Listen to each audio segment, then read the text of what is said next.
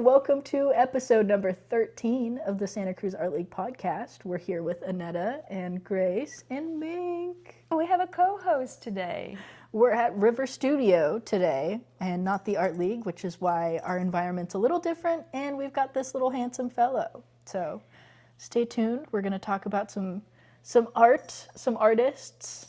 The fields. We are in the fields with Grace. Grace and I are going through it. We're going through it. And we're sharing everything. Yeah. We're sharing everything. We bear it all. And we also don't forget to give you good, helpful tips and organize your social calendar for the upcoming month. So stay tuned. Yeah. Hi, friends. Welcome to week 13. Whoa! Welcome to week 13. A lot is happening. We have the most precious co-host, Mink, today. You will be seeing him throughout the video, and as you probably have noticed, change of location. Another location change. This time, we're on a remote.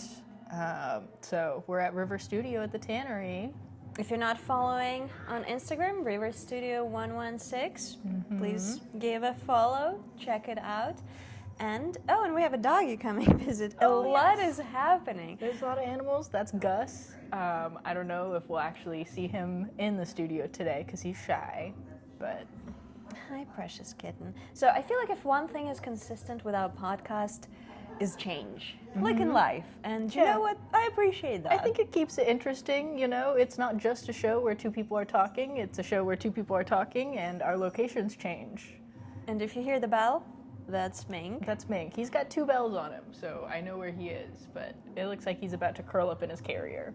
Very artist life of us, if you ask me. Oh yeah, definitely. I think that there's nothing more inspiring than having your little friend come and keep you company while you're doing your art, so. And we are filming this on the weekend of 4th of July, so working overtime, and it's an interesting transition period, I feel like, for the Art League and for all of us, if I may say so myself. Yeah, you guys don't see this, but off screen, River Studios' Resist exhibit is coming down. It ended last week, and so our walls are bare again, which means that we're back to our regular programming, which is we've got 6 artists, everybody has a section of wall.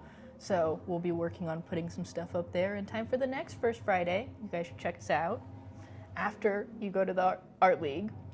Yep. Yeah. And in the Art League, as the lull is happening, the 94th annual landscape show is coming up. That is going to be really, really exciting. A lot of things are going to be happening along with it. So we hope to see you there at the opening and for as long as the exhibit is going to be present. Yeah, this is one of our longer exhibits that we have. But if you come for First Friday, so we had 346 submissions, and then 81 artworks out of that got accepted. So it was pretty competitive this year. But I'm super excited to see all the artworks in the gallery. They're going to be amazing. And then on First Friday, when we have kind of our reception, we're also doing the awards as well. So the juror will be there in person, and we'll be giving out cash prizes for first, second, and third place. And then there's going to be some honorable mentions. But it's just going to be a fabulous time. So come check it out. We hope you join us, because we definitely are going to be there. And it's just a good time. I feel like every time you hang out with artists, that's just an opportunity to breathe in your life into your own artwork and gather inspiration. That's kind of inevitable, I feel like, afterwards. I think that working in the arts has been really beneficial to my own artistic practice, but if you're able to do any kind of extracurricular, like First Fridays, studio visits, or just like critique groups, hanging out with other artists, it's just going to make your art all the more better. I think it shows up in the work that you do. So, And there's going to be also an exhibit in Montalvo Arts Center. It's also a nonprofit over the hill in Los Gatos, so I can put that on the screen for us. They sent me like a card in the mail, so which I appreciated. Yes, oh, I love getting mail. Yeah, with some of the works that are going to be present, and so I'm going to put the opening dates on the screen because, as per usual, we are not just a podcast that you get to listen to while you're making art and we talk in the background, keeping you company. We also organize your cultural program for you as well. Yeah, we're going to tell you all the good places to visit. So Shirtless man. yes, I love Santa Cruz. There is a dance studio right across the way. You should check out also Sunday mornings. They have dance church. It's not religiously affiliated, but people just show up to vibe to the music at around, I think it's like 10 in the morning, and it keeps going. But it's a lot of fun. We've got a lot of old hippies here in Santa Cruz, so there's kind of a lot of acid dancing. I'm like, I've never seen anybody move like that before. It's great too if you do figure drawing because if you're trying to get some really good gesture drawing, I would recommend going to any kind of dance that's happening. That is a great idea. Yeah, so if the background music that you've heard, that was the accompaniment of our fellow art friends. Yes, yeah, there's African drumming on Saturdays, so there's always something going on. And then a couple doors down, there's Indexico, which is kind of a... they do kind of experimental music, so they always have some really interesting things going on. Every third Thursday of the month, they have like a synth open mic, which I love going to personally. Wow. Yeah. A lot of things happening, and I feel like this is the cultural point and spot to be where... Yeah, the Tannery always has stuff going on. If our viewers don't know about the Tannery, it is a combination of subsidized artist loft housing plus commercial studio space. So the studio that we're in right now that I'm a part of is commercial space, and then some of the folks who are part of this studio also live in the subsidized artist housing. But it makes it a really fun cultural hub and affordable to be an artist in Santa Cruz. So unlike all the other real estate in our area. I'm glad you get to check it out, and we are going to show you around just a little bit so you get a glimpse. Oh my gosh, that would be so fun. Just so you can have a look of what it looks like with everything down, because I feel like for people who might not be in it and only come to visit, I feel like that's like a glimpse into you get to check a little bit of stuff out. Into the background of how the sausage is made. That's what we're going to show you. I feel like it makes it all the more impressive once we have all our stuff up, if you see the walls bare. So. Yeah, I think so, because art transforms spaces even within like your own place. I was mixing up certain things around my place, and I was taking down some plants and some art to mix it up, and I was looking at the space without the plants and the art, and I was noticing just how barren and empty it looks. It changes the stuff a lot. Recently I was gifted some art that I'm looking for a place in my house to put it, because it's in this kind of heavy black frame and the matting is dark. And so I put it up in one spot and I'm like, I don't like it here.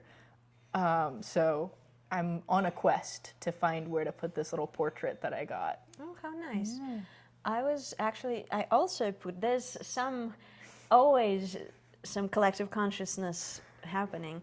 I put up some new, it's 4 pieces in one series, and I put them vertically in like a narrow space in my house, and it's pretty contrasty. It's red matting with black frame, because the background used to be like old Coca-Cola ads that I collaged over. But I feel like that's the only really contrasty spot of it's very contrasty with the rest of my house. So I'm now thinking, do I want to maybe change the color of the frames themselves, maybe to the white, so the white and red are less contrasty. So that's just something I'm pondering with. And it's very on theme post 4th of July with the red and white. I mean, I'm not American, so that's where I'm going to leave it. I mean, we're a community of immigrants. I think that there's a lot of people from all over the place, especially here in Santa Cruz and at the Tannery. We've got a lot of people from all sorts of different countries. So there's a lot of international stuff going on, I think is really cool. Talking about 4th of July, I was over the hill in Silicon Valley yesterday, and I saw a little goat during the parade. Cute. And that was Aw. adorable.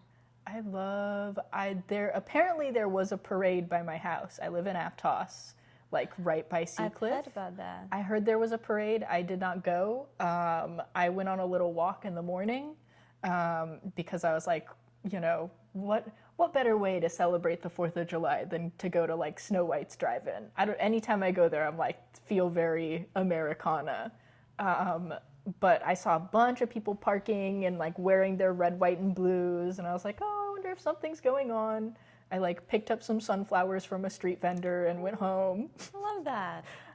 And then today, one of the people who works at a local coffee shop was like, oh, did you go to the parade? And I was like, what parade?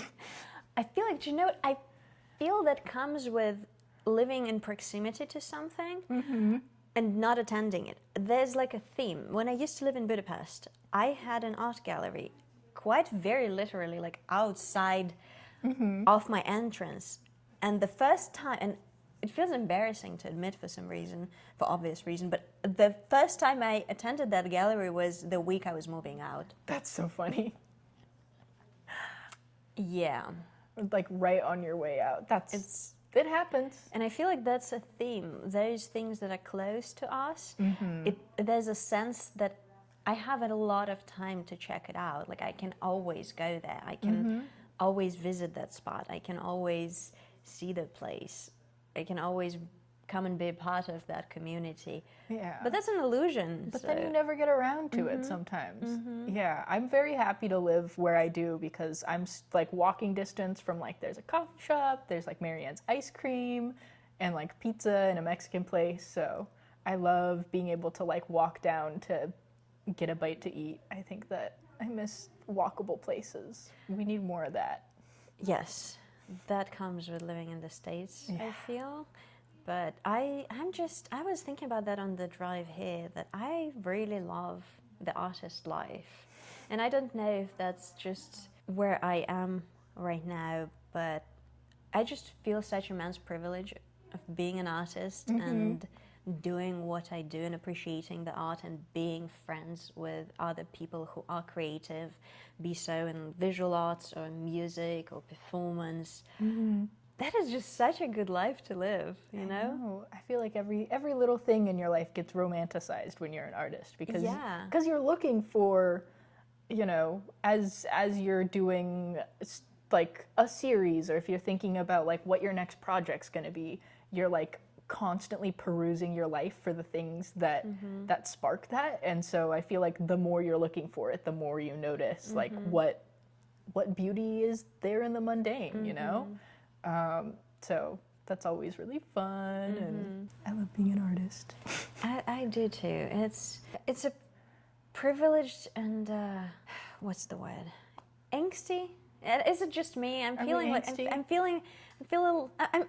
feels right now. I'm going through the feels. That's where I'm at. I don't know if that's just a constant and I'm always going through the feels, or that could be. I mean, the zeitgeist right now feels very feelsy.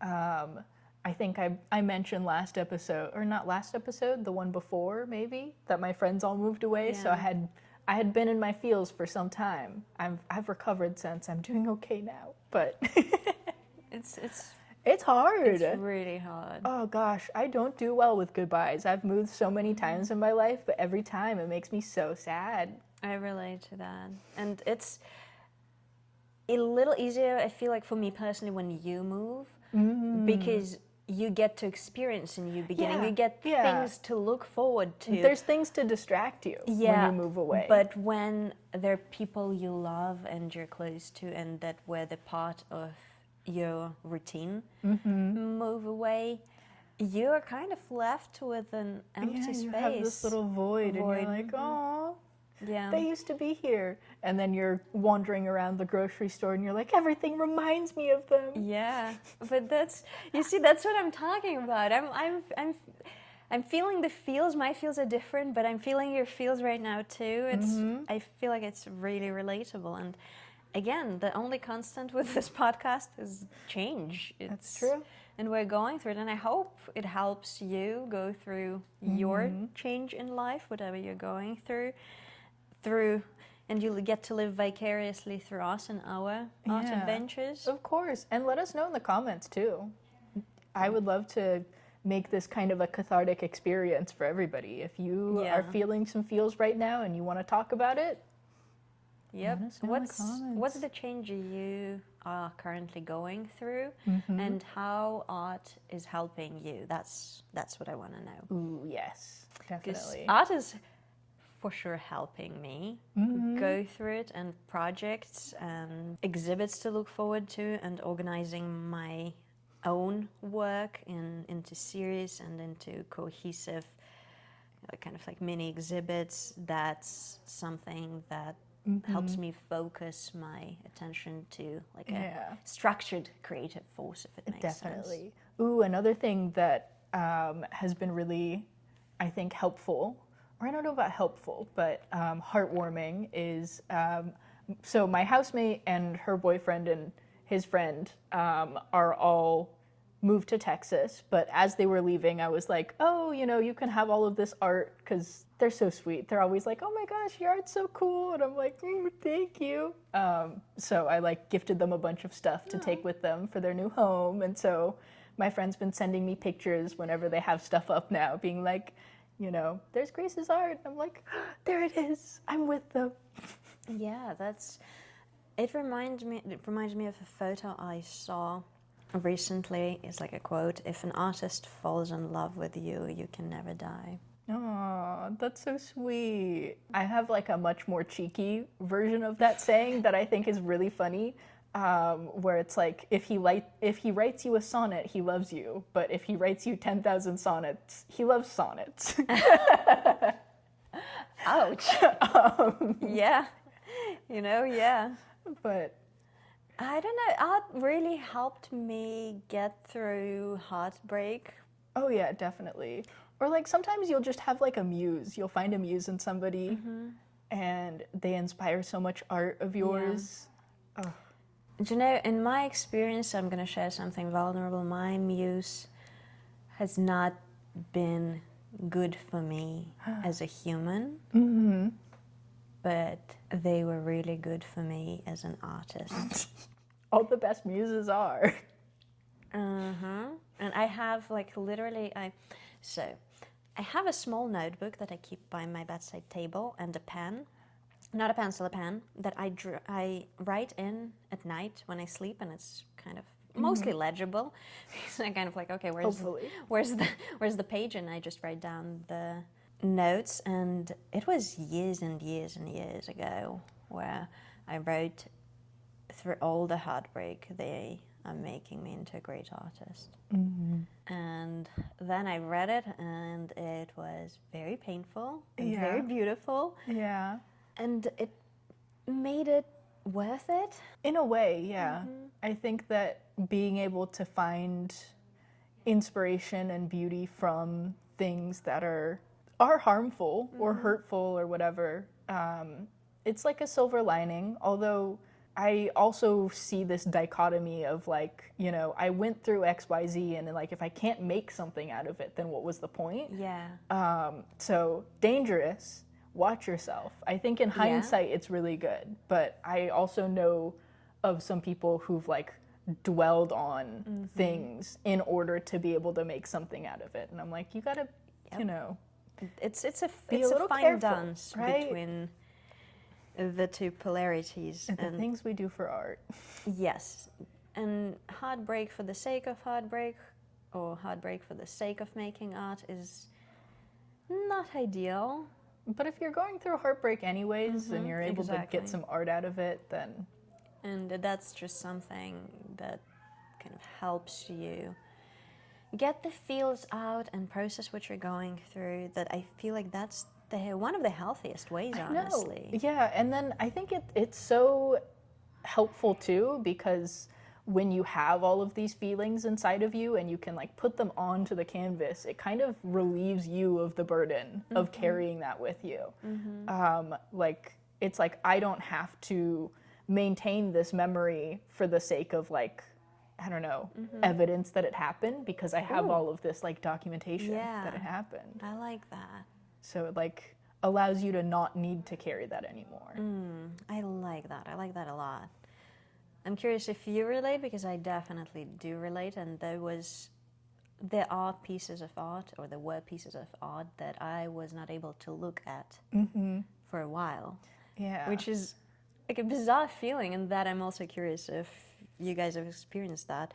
But there were pieces which I created while going through very tumultuous times in my life, and I put them away, and I knew where they were, so it's not like I forgot, but I was just not ready to face them. Yeah, yeah. It's very, especially like the art that you make right after something happens. Or during. Or during things happening. Yeah. It's so vivid when you look back at it, and you have to give yourself a little bit of time before you revisit those. But Or sometimes it's in stages.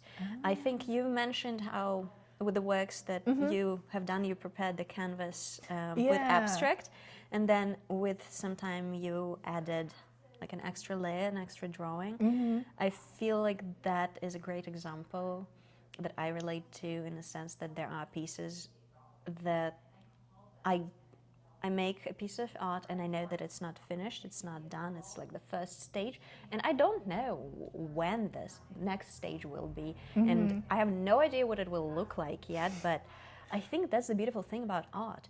You don't have to know. You just have to trust yourself, then when the time is right, it will reveal itself to you, and you will know what to do, you will know what materials to use, like if we're talking about the practicality of it. Right. It's like it takes time, but learning to trust your instincts of like when to put something down, and accepting that like it's okay to not work on something for a couple of years if you're not ready to yet. And then sometimes, you'll find it again and be like, I know what to do with this. Yeah. And I feel like that comes with the works that are kind of like almost finished and you don't want to harm them by overdoing it. And in that case, I always recommend talking to other artists and asking for opinions of people you trust. Yeah. Like, for example, critique group. That's what I was going to say. That sounds like maybe a critique group would be good for you. We've held our critique group for July, so if you were not there, you've missed it. But we're going to put on the screen the dates for the first Tuesday of August, 6:30 p.m. We hope to see you there. At the classroom. Bring what you're working on, and let's talk about it. Yeah. I mean, if you kind of jumping off of what we were talking about earlier with like things that are from tumultuous times, or maybe, you're using your art to work through something. If you have anything like that and you want to bring and talk about it, it's a safe space to get feedback about your art. But also, like, if you're just going through it and you want to talk about your art, if that feels like a safe way to talk about what you're going through, it's a community. It does feel very vulnerable, though, because I'm thinking about it right now, like to bring those works. But I feel like it could be really necessary, even almost like stepping out of the shadows. Right? Because sometimes, too, it's like when you're going through a lot of things and you're working on your art through it, it's just you're creating kind of a cycle between yourself and your canvas. And being able to bring that to another person, because I think that art is really about communication, So if you're bringing that for other people to see and acknowledge and, share, that can be super healing too, so. And it does feel incredibly revealing and vulnerable. Yeah. But that's what a lot of art is. It's you express yourself and your vision and how you see the world onto your canvas or paper, medium, whatever you work with. Plus, I think it's good practice because, like a few times now, when I've shown my art and I've had people ask me about it, and like, some of my stuff is vulnerable, and if somebody is asking about my artwork that I'm showing, and I like, I don't know if you have to tell them about it, but like, it can be scary your first few times of doing that. And so having like smaller scale, like it doesn't have the same pressure of like my art is in a gallery or up in my studio and somebody's coming to ask me about it and I have to give an answer. It's like I have a smaller group of people who I can tell about this and like practice that before, I don't know, the big leagues. Yeah. When you're like at a gallery and somebody's like, what does this mean? And you're like, oh. Yeah. Plus, if you've ever attended critique groups in more of an academic setting, I can tell you from experience that the critique group that we hold at the Art League is very different from that. Yeah, yeah. It is very different because the ones, if you've experienced the world of academia, you know that it can be brutal. It can... For sure. It is very... Like you're preparing for ego death, you're preparing for your piece to be eviscerated sometimes and challenged and criticized, which is helpful in a lot of times, especially when you are working to grow as an artist. But because it's usually a larger scale, more people, there is usually like a teacher present who moderates and leads the setting. It's a very different dynamic. The critique group at Art League feels more like a peer group. And like a group of friends who love art and want to genuinely help each other to become better artists. Definitely. And it's good too because everybody has like different end goals in mind for their art too. Yes. I think it's a lot easier for people to be like hypercritical or like eviscerate you in a classroom setting because like you have a rubric, you have like a goal specifically like from the outline of the class that the art either it meets it or it doesn't. And so it's a lot easier to be like, this is wrong. Whereas for the critique group, it's like, I'm noticing XYZ about your painting, but like it could be intentional. You know, like it just depends on what the intended outcome is for the art and the artist who has their stuff there. So, and there's also no sense of competition. That's true. Because in the classroom setting of like academic art school, there can be, depending on the program, obviously, and other factors, but there can be competition because like if we're working on one subject, there's certain limited amount of pieces that are going to be chosen. Also, I would say too, like, so I've only taken classes at community college settings, but what I hear about like the more, you know, like 4-year like art schools specifically, it is competitive because there's the perception that like there's limited amounts of work in your career field, so like you need to be the best in your class in order to have a chance at being the real deal when you graduate. And so I think that also adds to it of like, I need to be the best, which is scary. Yeah, and can add sometimes, depending on, I guess, the age and the experience of people, it can add the level of criticism people put in other people's work in almost like trying to look for things to point out or criticize or challenge, which again, I personally find interesting because the works that I do, most of the time I'm confident in what I'm making and why I'm making it, and I feel like the feedback is not going to shatter my vision of myself and my process and my creativity.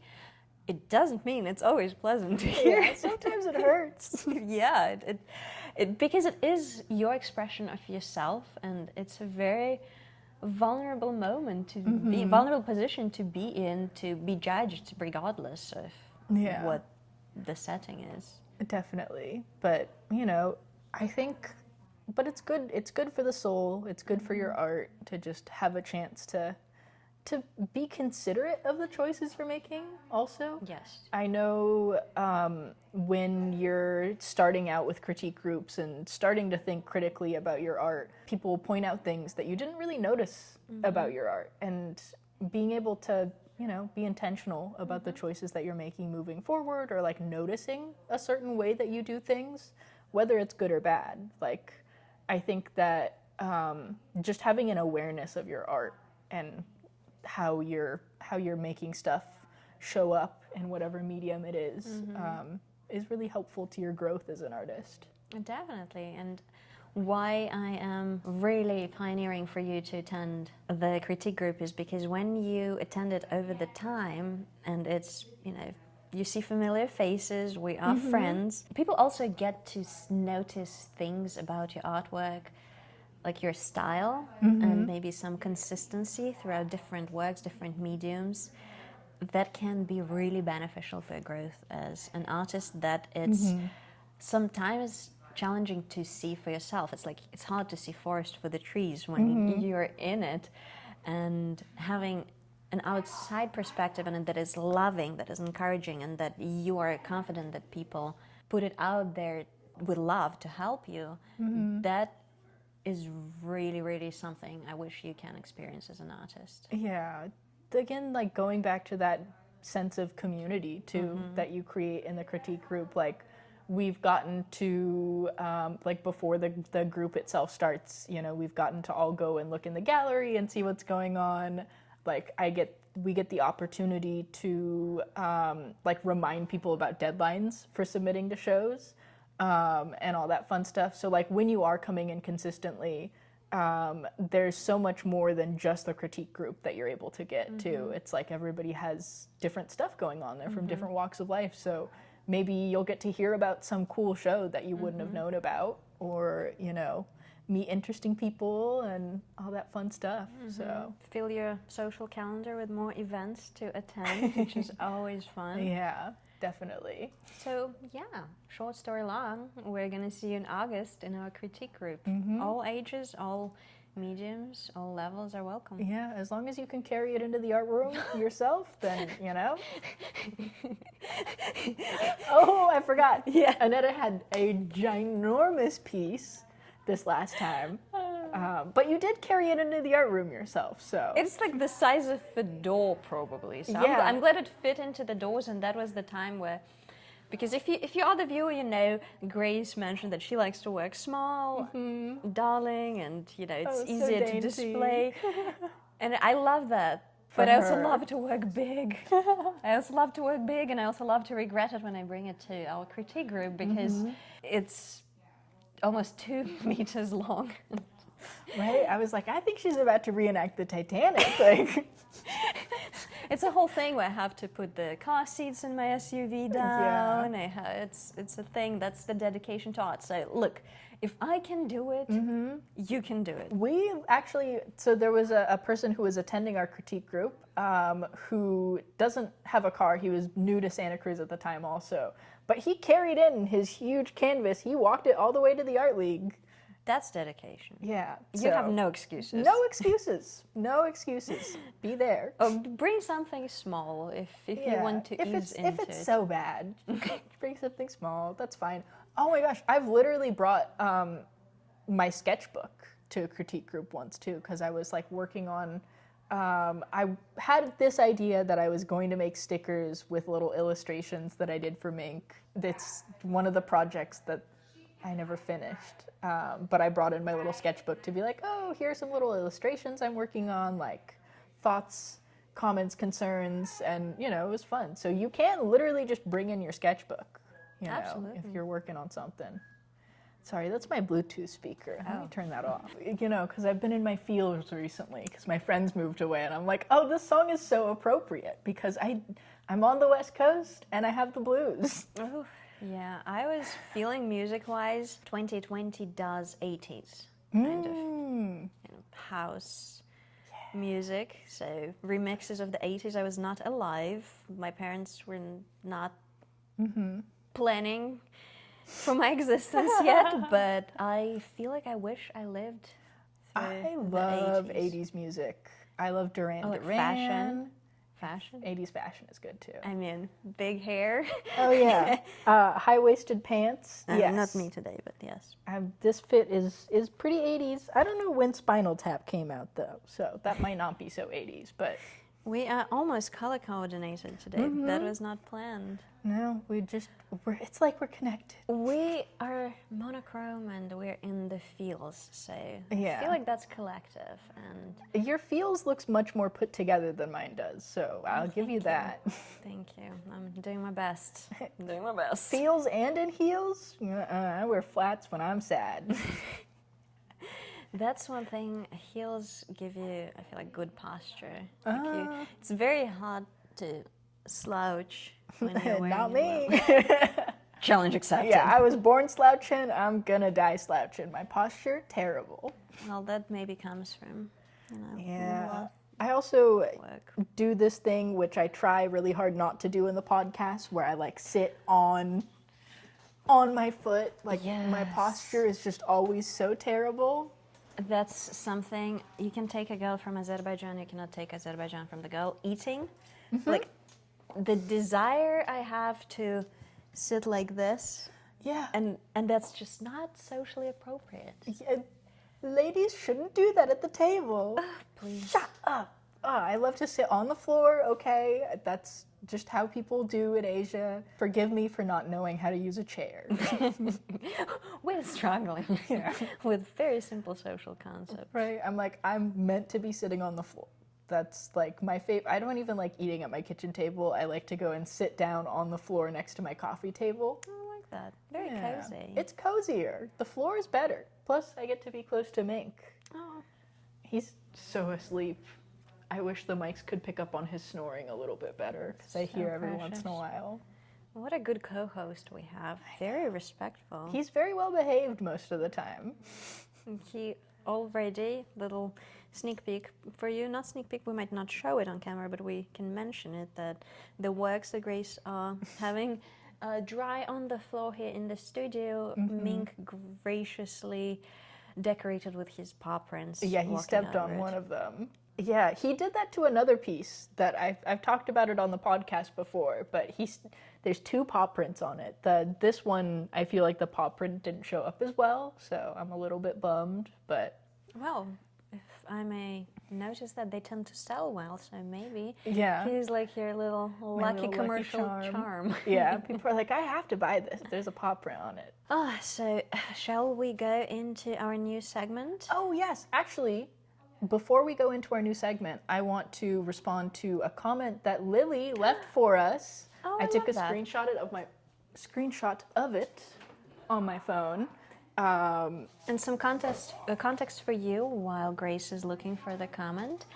Lily is one of the members. She brought one of her pieces to the critique group that we extensively talked about earlier. Yes. And if you've attended the show that just closed recently, you possibly were able to check it out in the gallery, and we also featured it in one of our podcast episodes. Yeah, but then she was super sweet to leave a comment. So I wanted to read it, and I will also send a screenshot to Annetta so you guys can read it too. But she says, I always watch the podcast. Thank you for the shout out. Hi, Lily. She says, I didn't really get back into art until after my daughter, actually. Wow. I try to think of it as an advantage because I don't know how much time I'll have, so I work quickly and spontaneously, and it's helped me overcome perfectionism. I would like to be able to work on my art more often, though. It's true. Two of my favorite artists are Callie Ryan and Randy Rye. So those are some people for you guys to check out. And also, I love getting to hear, sorry that we didn't quite get the timeline right when we were going over like motherhood and being an artist and stuff, but I think that it's so interesting, like the things that start off as limitations to our art kind of blossom into, an advantage and change how you do stuff. So Yeah, thank you for the comment, Lily. thank you, Lily. So if you comment something nice, we might shout you out in future episodes. That is always a treat for us to read your feedback and share your artists, of course. And I don't know if actually I can keep saying new segment because we've been having it Yeah, for this is our third time doing this. a couple of weeks, for a few weeks now. If you are new and you're just tuning in, That's the episode where Grace and I shout out two artists, one contemporary and one more classical, well-renowned in the world of arts, and we switch every week. And the previous week I had a contemporary artist that I shared, and Grace had a historic artist that I got to share. So now we're switching again. Do you want to start us off this time? Yes, let me grab my phone. Yay, okay. Hello, Pumpkin. Did you wake up? Oh, he's so sleepy. I'm going to share. There's a specific painting that I wanted to mention, similar to the one that triggered the existence of this segment to begin with, but it has deeper roots into the world of arts. And that was a painting that I saw at the Metropolitan Museum of Art in New York. And that is a painting by Ilya Repin. This is a very famous Russian oil painter that I grew up with. That's kind of like a golden standard for painting in oils. Stunning works, and before I showed, I just want to share my reaction to the art because I absolutely love when that happens. Just the moment where it's a portrait, and the moment I walked into the room, it was in the corner, and I locked eyes with the subject of the painting. It was like we connected, and I had chills down my spine, and I was drawn to it, and the longer I looked at it, it just gave me the feels, and I started crying. And it was very emotional, and then I read the description of the piece, and it made total sense. So it's kind of like getting the confirmation of what you're feeling. I feel like it's quite rare and beautiful when a piece of art touches you so deeply. And it was in 2022 when that happened. So I'm going to show you the painting first.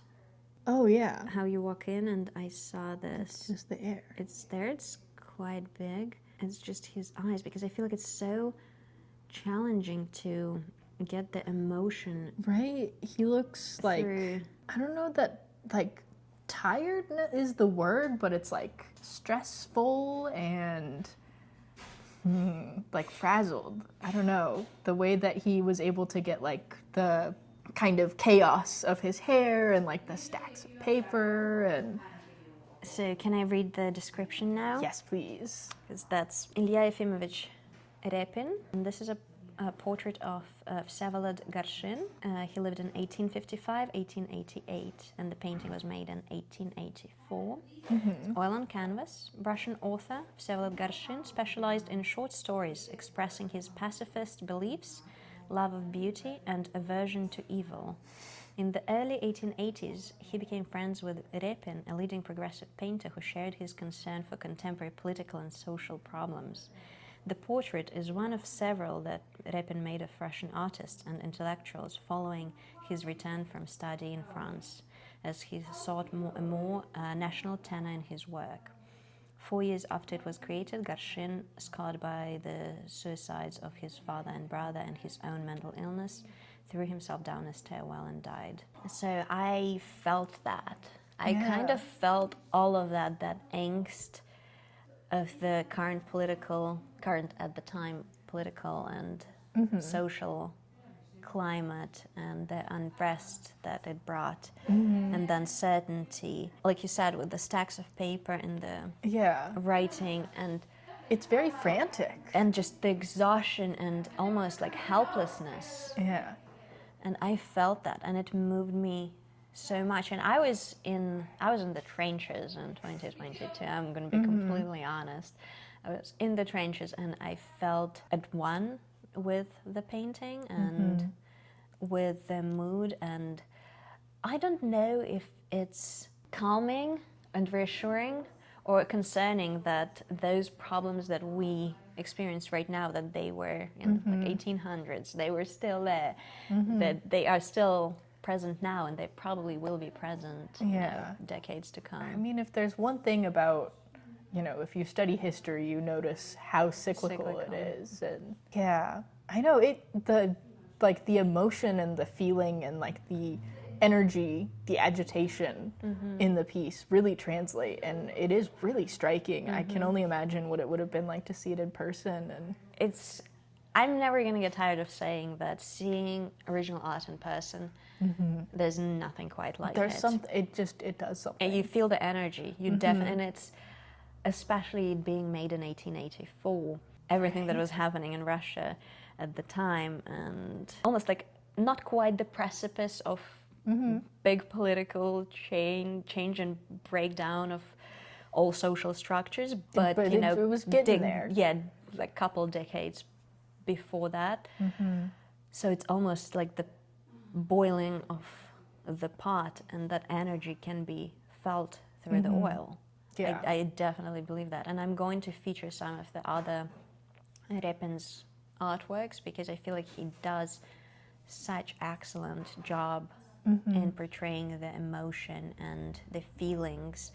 And I personally love that he was featuring like artists and intellectuals, and similar actually to the Renoir that I've mentioned first time, like giving the spotlight to people who you believe deserve the spotlight. Kind of like, you as an artist, you have power. Yes, you're not a politician, you're not in charge of the country and the policies, yes, but you have a voice and you get to share it and to decide who gets the spotlight. Right. I think that, you know, there's power in portraiture, in spending time to capture the likeness of a specific person, because it, you know, it leads the viewer to then go, oh, like, who is this person? Let me read more about them. What is it that compelled the artist to immortalize this person in this way? And especially if, you know, it sounds like he was in agreement and respecting of their like political and social ideas that they had. And so I think that further gets the viewer to go, oh, like, what is this? This person, like, why is this important? And yeah, good stuff. Yeah, and the last thing I'm going to mention about this particular portrait is I feel having such a tragic end to his life, this portrait almost feels like foreshadowing of it. It's just like that amount of pain that is almost too much to bear. And to capture that, as an artist, very difficult, and it stayed with me. Yeah, So, definitely. I'm glad I get to share it with you, and I hope you appreciate it and love it as much as I do. Yeah, I don't know. I've never had the pleasure of having my art bring somebody to tears, but I feel like for such a long time in my life, that was like the motivation behind doing art at all, was that, you know, I like wanting to elicit emotion in another person, wanting to convey something, and that's so powerful. And that emotion can be positive too, where you feel just joy overcoming. Serenity, Yeah, love. that's also all the good stuff. Yeah. But I feel like eliciting tears is a specific kind of art. I've seen art elicit happy tears before too, though. So not always sad, but yeah, I think, right, there's like, I don't know, it's the stuff of movies.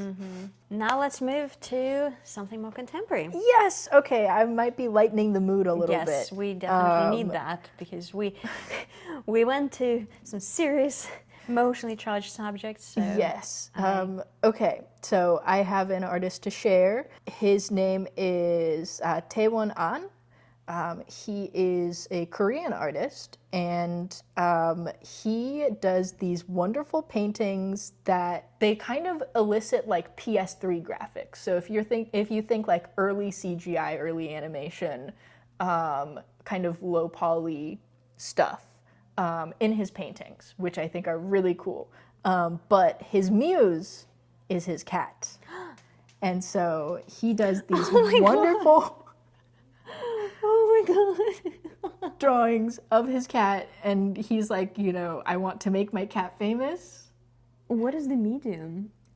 So it's like acrylic and oil paints. He has an airbrush machine, which is how he gets a lot of the effect. He also does like portraiture and stuff too. Very unique. But it's like, it's very interesting rendering. It feels like it's it's like an old 3D animation. But the way that he captures his cat and like distorts him, and it's wonderful. It's surreal and so playful. He also does 3D stuff too. That's almost giving, if you've ever played Harry Potter, the very first game that came out.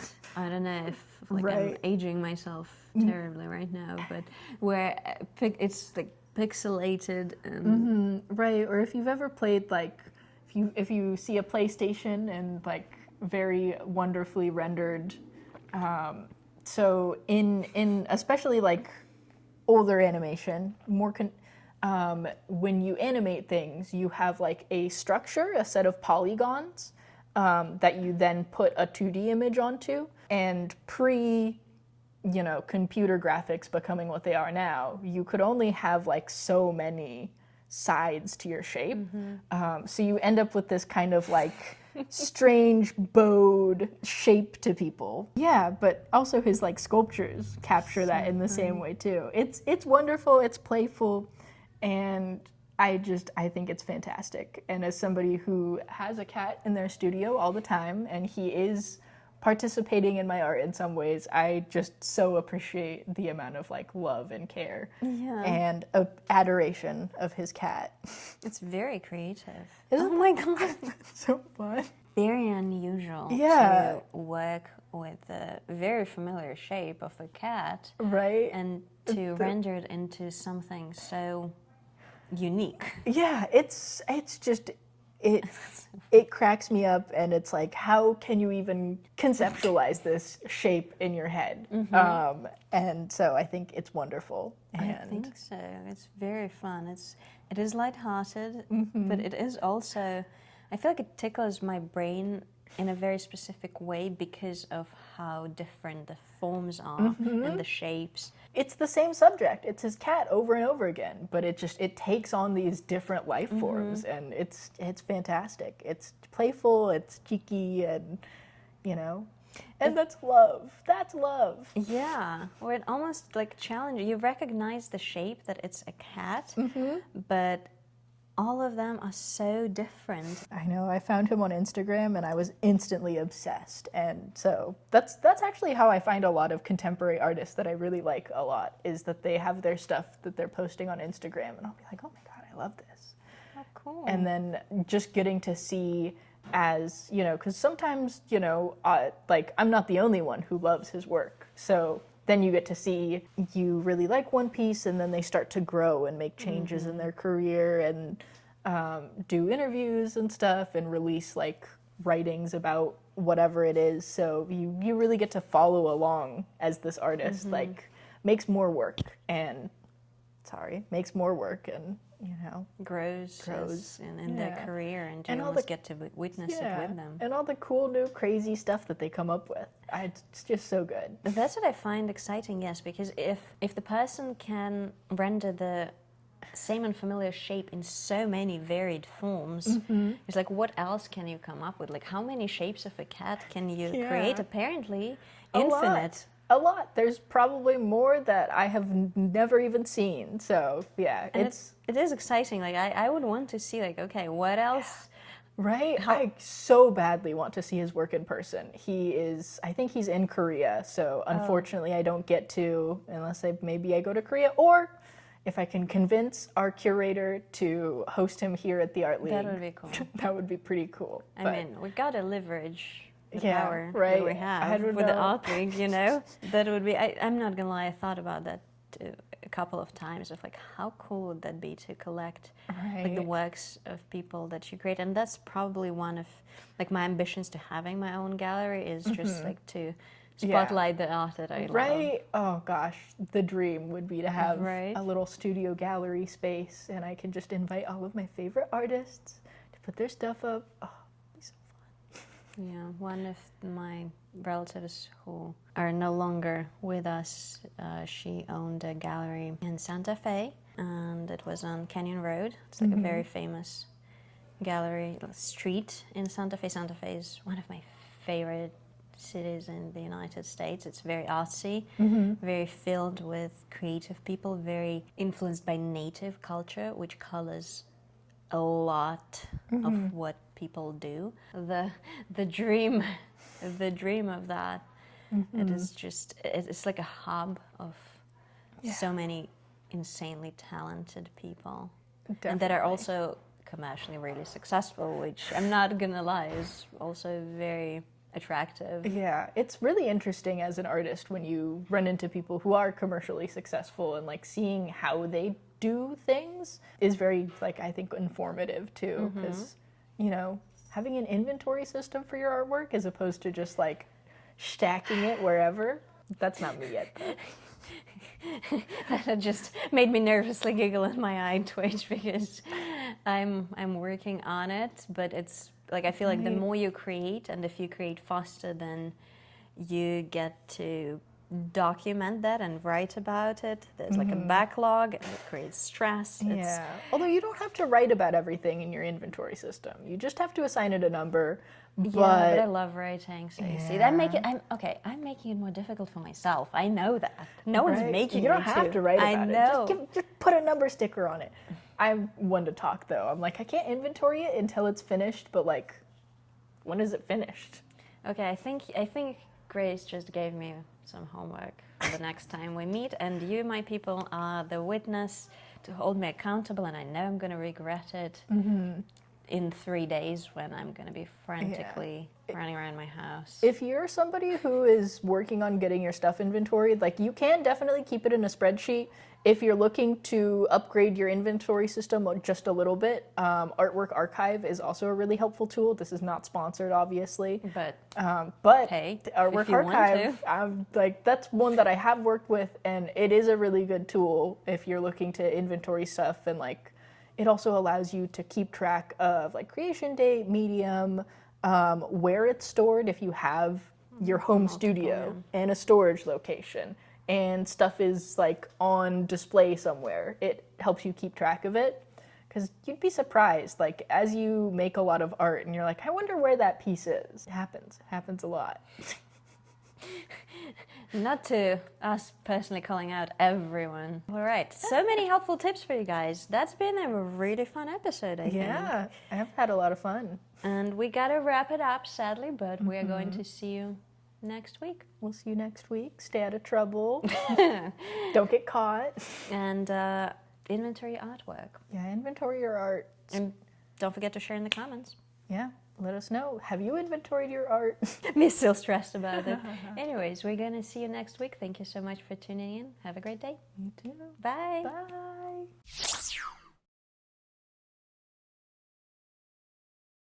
Oh, I forgot to say hi to Austin this episode. I told him I would, so. I'll do it in the beginning. And That's true. to make sure he watches. So he doesn't No, I have to skip. do it at the end so that I'll know if he watched it. I'm just kidding. Actually, that's I like that. That's cheeky. Let's do like we do the bloopers. Yeah, we can just throw that part in where I go, I forgot to say hi to Austin. There we go. All right. It gets mad when I don't have music playing, and it'll just start playing music out of nowhere. I love that. It's It's a music break. it likes attention. Don't we all? That song you caught just a little bit of is called West Coast Blues by Yeek, Y-E-E-K. No, it's called Only in the West. Okay, another Renoir shout out because I just Renoir. I know. If you're still watching this, Renoir.